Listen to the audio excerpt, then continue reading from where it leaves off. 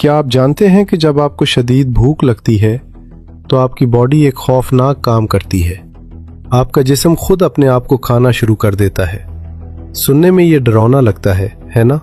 लेकिन इसी खौफनाक अमल को दरियाफ्त करने पर 2016 में जापानी साइंसदान को नोबेल प्राइज मिला। इस प्रोसेस को ऑटोफेजी कहते हैं। ऑटो का मतलब खुद और फेजी का मतलब खाना। जब हम भूखे रहते हैं तो हमारे हेल्दी सेल्स जिस्म के अंदर मौजूद कैंसर ज़दा और बीमार सेल्स को खाकर सफाई कर देते हैं। ये बिल्कुल वैसा ही है जैसे आप अपनी गाड़ी की सर्विस करवाते हैं ताकि वो नई जैसी हो जाए। सोचिए, जापान ने ये बात 2016 में बताई, मगर 1400 साल पहले इस्लाम ने भूख को इबादत बना दिया था।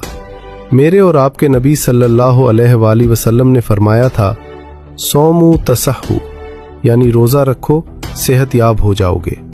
कुरान की सूरह अल-बकरा में अल्लाह ने रोज़े का जिक्र करते हुए एक अजीब बात कही। अल्लाह ने फरमाया, और तुम्हारा रोज़ा रखना तुम्हारे ही हक में बेहतर है अगर तुम इल्म रखते हो।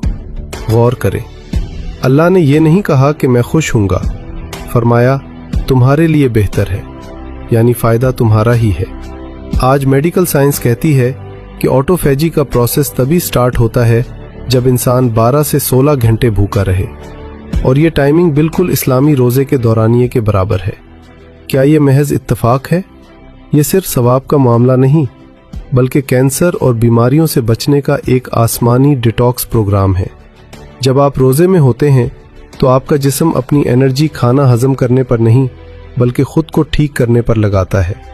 टूटे हुए सेल्स जुड़ते हैं, पुराना कचरा बाहर निकलता है और इंसान अंदर से नया हो जाता है।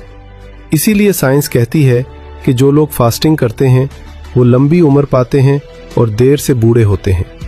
जिस हुक्म को हम बोझ समझते थे वो दरअसल अल्लाह की रहमत थी हमारी हेल्थ के लिए। दुनिया दवाइयों में सेहत ढूंढ रही है, जबकि अल्लाह ने सेहत परहेज और फाके में है, बल्कि जिस्म की हिफाजत का भी मुकम्मल निज़ाम है। रोज़ा हमें सिर्फ सेहत नहीं देता, बल्कि हमें गरीब की भूख का एहसास भी दिलाता है।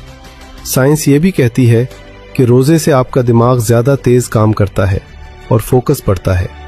शायद यही वजह थी कि मुसलमानों ने अपनी सबसे बड़ी जंगें जैसे ग़ज़वा बदर रमज़ान के महीने में जीते। ये अल्लाह का नुस्खा है जिसमें कोई साइड इफ़ेक्ट नहीं। आज से अपनी भूख को दुश्मन न समझे, बल्कि उसे अपना डॉक्टर समझे। मगरिब आज इंटरमिटेंट फास्टिंग के नाम पर उसे अपना रहा है, और हम मुसलमान 1400 साल से इस नेमत से माला माल हैं। इस बेहतरीन निज़ाम पर अपने रब का शुक्र अदा करें और कहें सुभान अल्लाह।